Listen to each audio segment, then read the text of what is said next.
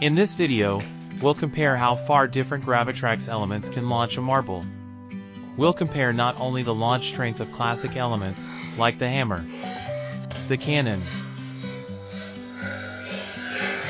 the scoop, the catapult, and the flip, but also less common elements, like the releaser, the lever,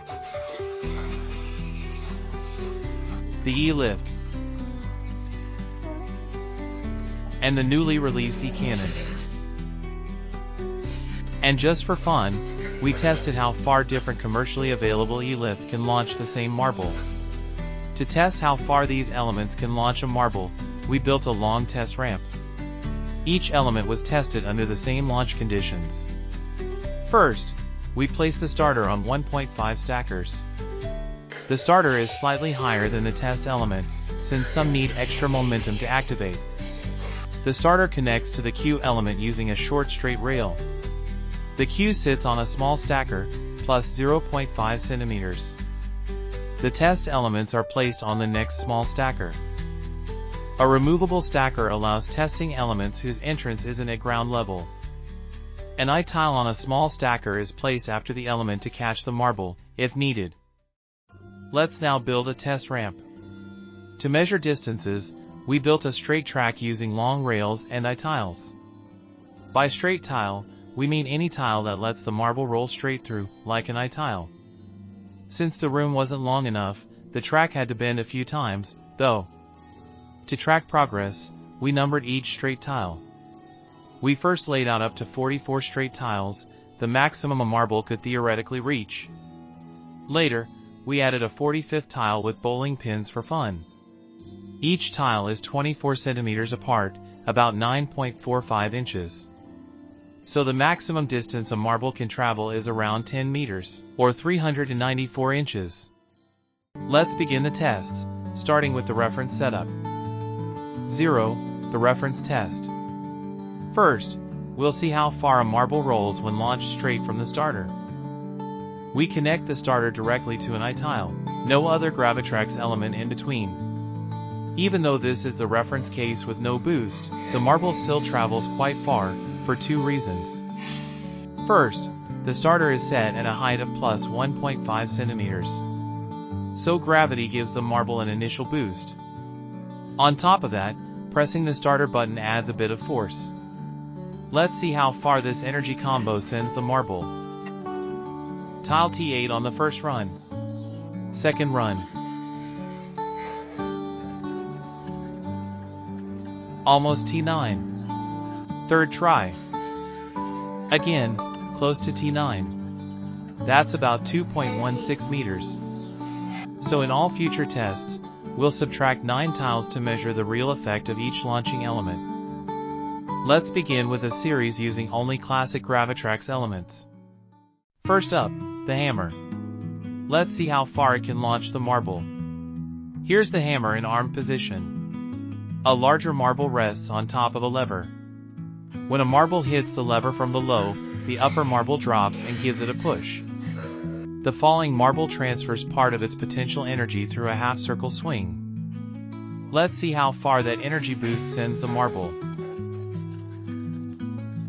Almost up to tile T10. Second attempt. Again, nearly tile T10. Third try. This time it passed T10, almost hit T11. Let's do a fourth and final attempt. This one landed right on T10. So the hammer gives the marble a boost of about 1 extra tile, roughly 24 centimeters. Let's see what the cannon can do. This is a classic Gravitrax cannon. It uses magnetic repulsion to launch marbles. To charge it, you place 2 marbles on one side. When a moving marble hits the opposite side, it transfers its energy through a magnet, launching the marble on the other end. Let's see how far the cannon launches the marble this time. Tile T17, our best result so far. Let's try again. T18, even better. Third attempt. Back to T17. Final run. Again, T17. So the cannon consistently launches the marble at least 4 meters. About 2 meters farther than with no launching element. Now let's check how the electric cannon compares. The electric cannon is one of the latest Gravitrax add-ons, released by Ravensburger in September 2024. As the name suggests, it runs on electricity. 2 AAA batteries are inserted into the side. It works similarly to the magnetic Gauss cannon, but with 2 key differences. First, you need to press a button to fire the marble, or use one of the power series triggers to activate it. Second, the trigger marble enters from the side, so you'll need to place the starter at a lateral position. Let's see how far this cannon can launch a marble. T15 on the first try. Second attempt. T17 this time. Final try. Again T17. Maybe it needed a warm-up? All in all, the electric and magnetic cannon seem to launch marbles about the same distance. Next up, the scoop. Here it is in armed position. And here, just after a marble has passed through. When a marble rolls into the spoon-shaped platform, the scoop uses a spring to catapult it upward. It lifts the marble by 3.5 centimeters. And also gives it a boost through its curved, upward motion. But there's a challenge. The scoop launches the marble higher than the next track tile. If we leave it like that, the marble will crash, just like with the catapult. So we raise the reception tile by 3.5 centimeters to plus 4 centimeters. From there, we adjust the rest of the track, creating a smooth ramp back down to ground level.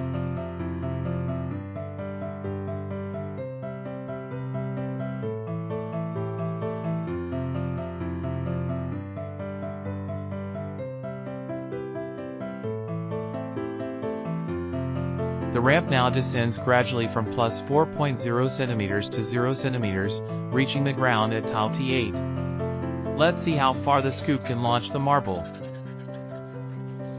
T18. Second try. Almost T19. Third attempt. Again, nearly T19. Final try. Let's call it a clean T19. All in all, the scoop launched the marble an impressive 4.56 meters, breaking the record so far. Let's now test the jumper. Here it is in standby mode. And here just after activation. When a marble rolls in, it presses down a spring-loaded plate which lifts the marble upward. Just like with the scoop, we're using a ramp that starts at 4.0 centimeters. However, it happens without much visible acceleration. It apparently simply increases the marble's height, adding potential energy.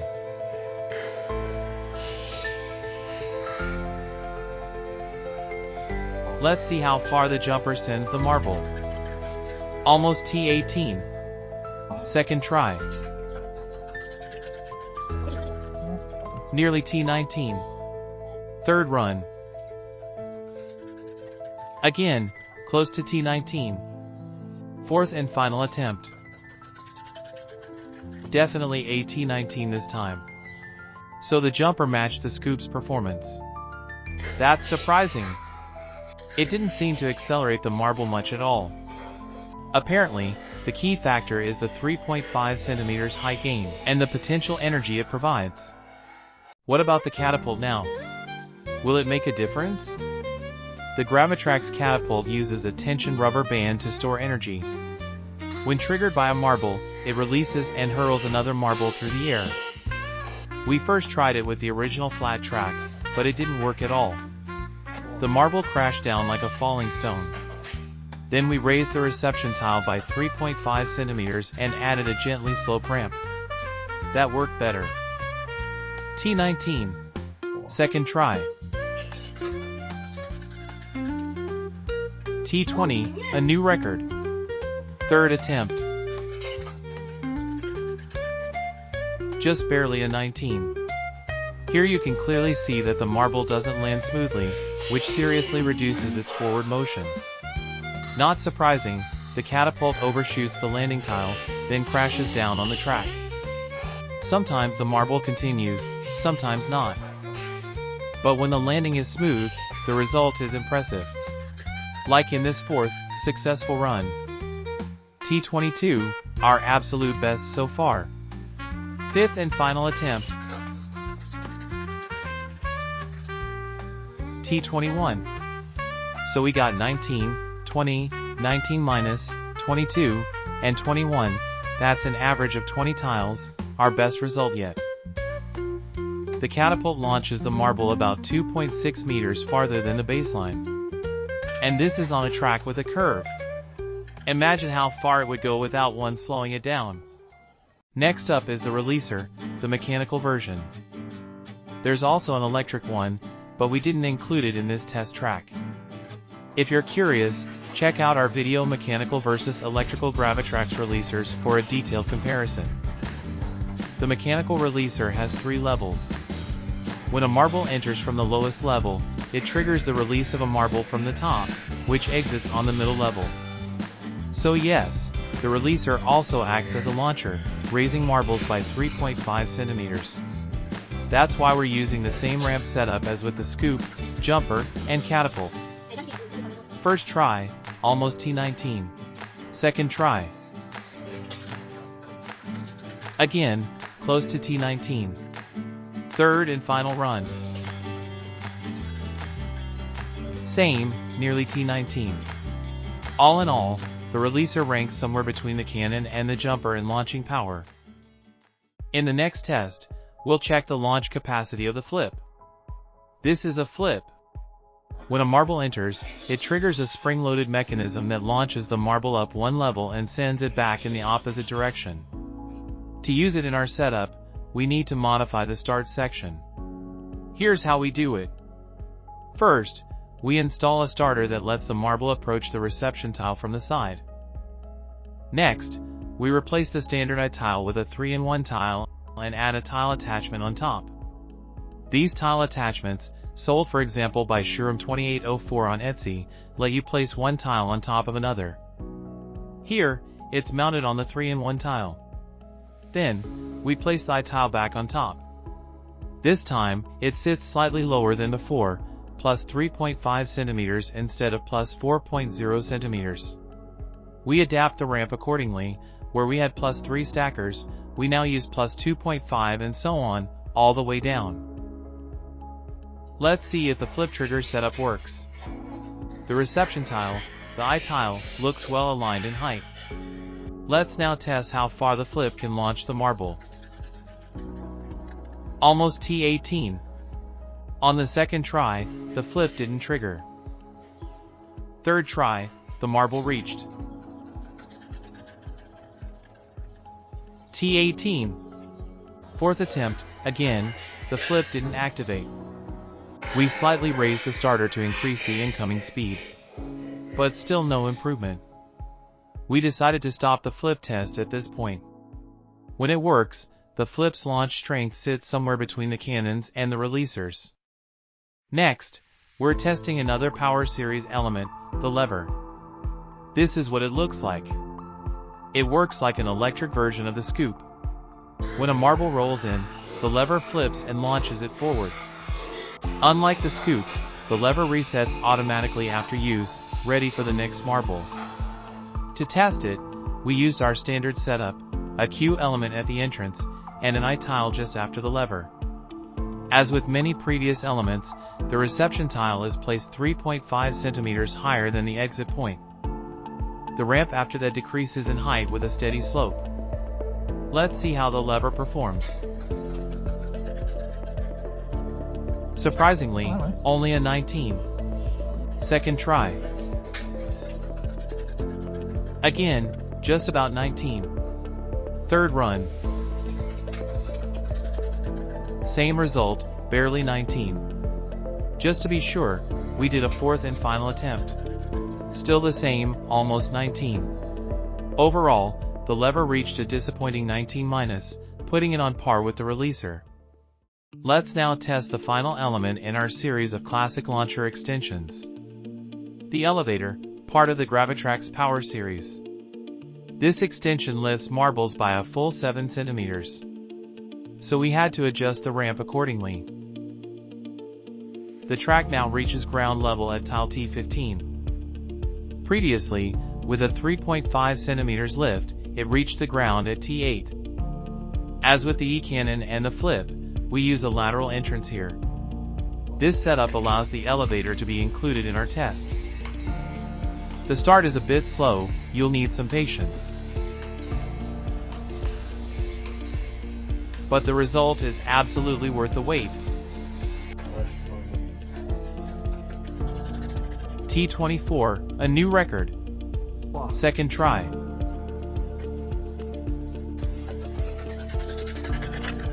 Almost T24 again. Third attempt. Once more, nearly T24. Fourth and final run. Same result, just short of T24. So despite the slow release, the elevator can launch marbles up to 24 tiles, the furthest yet in our test series. This clearly demonstrates the importance of potential energy when it comes to launching power. That makes the elevator the clear winner of the classical games. Let's now begin the second part of our test series. The modern games. In this round, we'll test launch-capable elements that do not belong to the Ravensburger portfolio. Still, they can, or could, be purchased online, like from the shops shown here. We begin with a small wind turbine-like lift, once available at kugelbahn.de. Here's what it looks like. Just like the Gravitrax elevator, this lift uses 2 AA batteries to raise incoming marbles. However, its entrance sits 0.5 centimeters above ground level. So we need to raise the starter section to match. Instead of one mini stacker under the Q element, we now use 2. We also increase the height of the starter by 0.5 centimeters, now at plus 2 centimeters. Now, the entrance Q exit is perfectly aligned with the lift entrance. But the lift exit is too high for the reception tile. We raise the reception tile by 1.5 centimeters to correct this. Now, the lift output fits neatly into the tile. We then adjust all ramp columns accordingly, until the track gently returns to ground level. At the end of the ramp, we use mini base plates, the kind you'll find in Gravitrax, the game sets. Let's see how far the marble goes after using the turbine.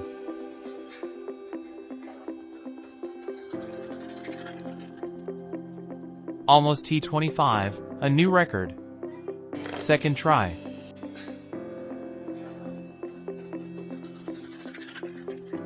Again, almost T25. Third run.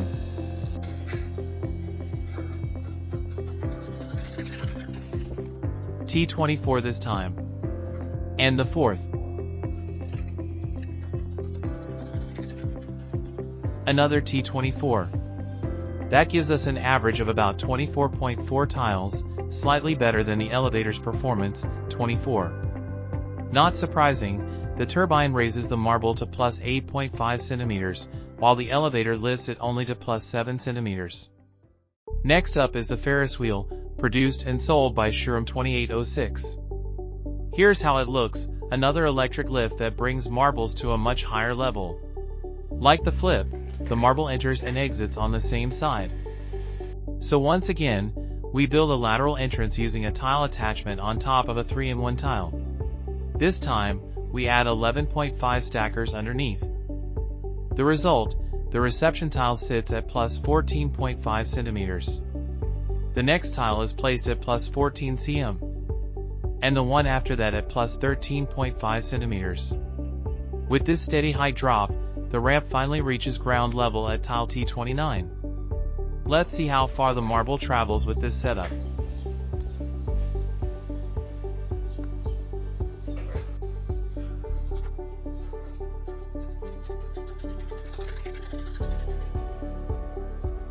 Almost T35.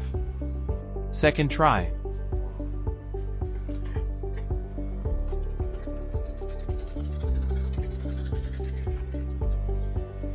This time, nearly T36. Third and final try.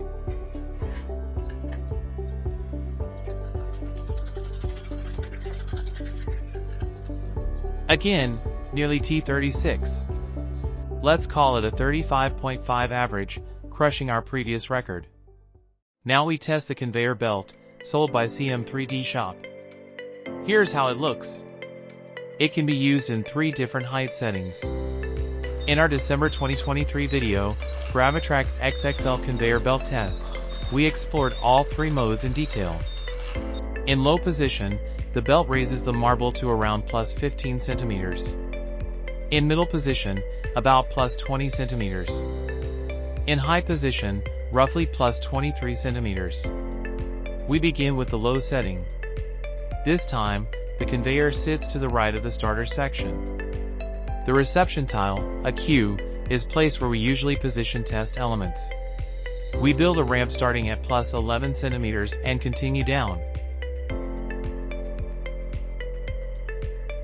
until it meets the ground at tile T23. We also move the starter section to the right side to align with the lift entrance. And we're ready to go.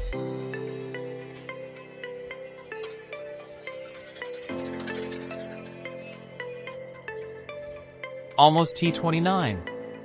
The queue works surprisingly well as a side entry reception tile. Second try.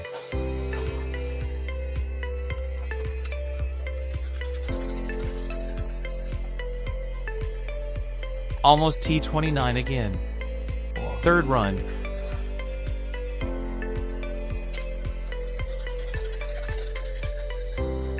Same, just shy of T29. So the average here is just under 29. Not as far as the Ferris wheel, but better than the wind turbine. Now we raise the conveyor to middle height and move it closer to the reception tile. It's now at plus 11 centimeters. We raise it to plus 17.5 centimeters. We adjust the rest of the ramp accordingly, all the way down to tile T37.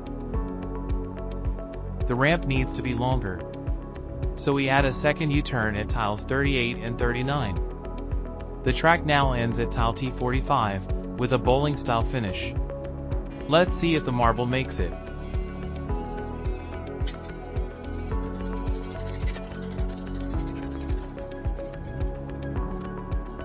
Nearly T45. Second try.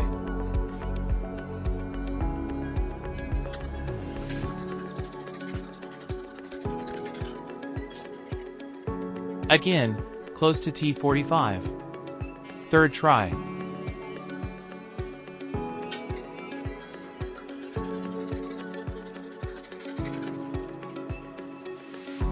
Same result, nearly T45. Let's call it a 45 minus, and we've broken another record. Now let's try the high setting. We raise the lift to plus 21.5 cm and move it closer to the reception tile. The next ramp column is also raised by 4 cm. And we continue the slope all the way down until the track reaches the ground at tile T44. With that much height and distance, the Marbel should definitely knock over all bowling pins. Let's check.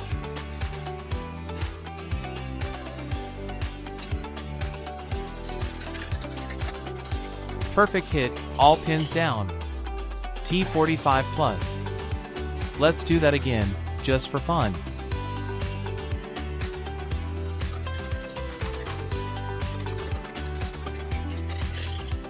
Another perfect strike. At this point, it's no longer possible to compare the high position belt to earlier lifts. We didn't build a full distance ramp for it, so we'll never know how far the Marbel might have gone. Still, one thing is clear, the higher the Marbel starts, the longer the ramp, the farther it travels. Now we swap in the helicoidal E-lift. It is produced by Shurem 2804 and sold on Etsy. It lifts marbles to plus 22 centimeters in just 9 seconds. We replace the conveyor with the helicoidal lift. We add a lateral starter section. But the ramp setup stays the same. The first ramp column remains at plus 21 centimeters. Let's see if the marble still reaches the bowling pins.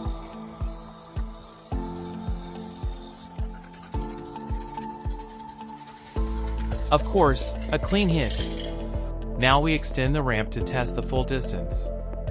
We place the pins at tile T52. Can the marble reach them?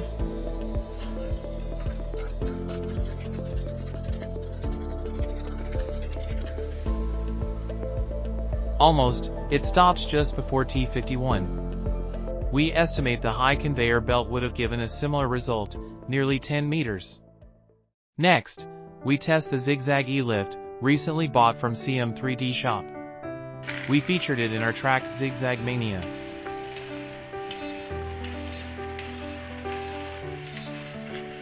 To test it, we simply replace the helicoidal lift.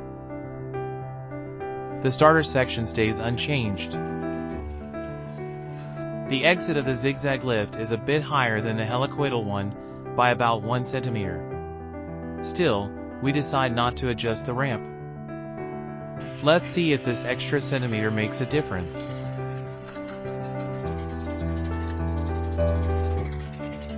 It does! The marble reaches the pins, T52. Let us try again.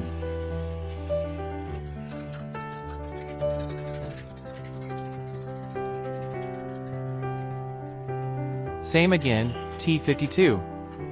That gives us a new record. Zigzag lift, 10 meters or more.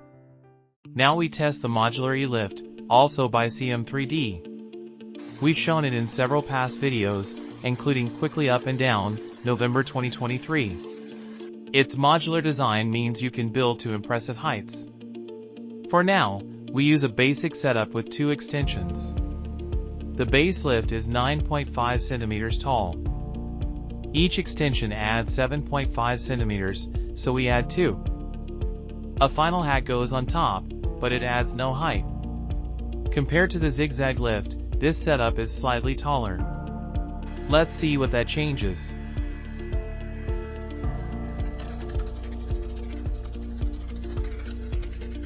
The marble reaches tile T52, but with no extra speed.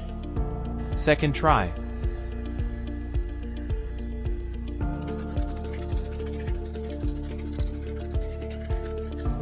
Same again, T52. Conclusion, those extra 1.5 centimeters make little difference. Still, the modular lift is fun to expand. And that's exactly what we do next. In the final chapter, we go all in and build an infinite ramp. Instead of stopping at tile 52, we add a return path back to the lift.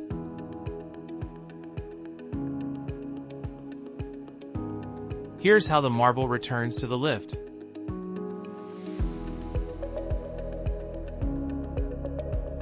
The last tiles slope gently down to plus 1 centimeter, the height of the queue at the lift entrance. Here's how the lift entrance looks after removing the starter section. We then slowly increase tile height by 0.5 centimeters per tile. Here's what the curve at T52/53 now looks like.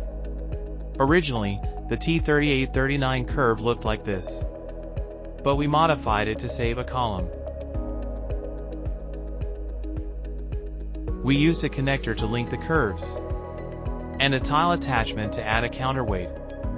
For that, we used a marble box full of marbles. We did the same at T19/20. The height of the first ramp tiles tells us how tall the modular lift must be. We add 2 7 cm columns under each of the first tiles. Now the second tile sits at plus 35 centimeters. So we raise the lift to match. We add 2 more 7.5 centimeters extension modules. Now the lift reaches 39.5 centimeters in total. The gap between the lift exit and the next tile is steep, but we leave it that way. Let's see how the infinite ramp runs. To boost the fun, We fill the lift with dozens of multicolor marbles.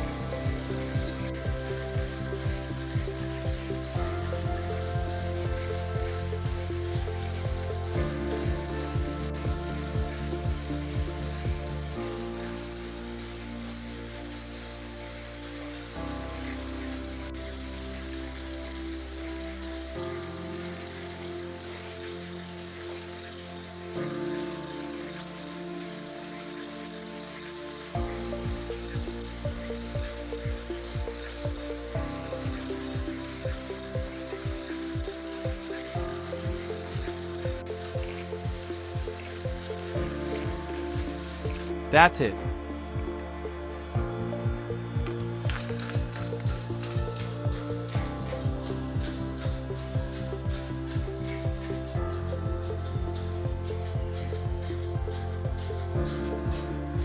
We hope you like this video.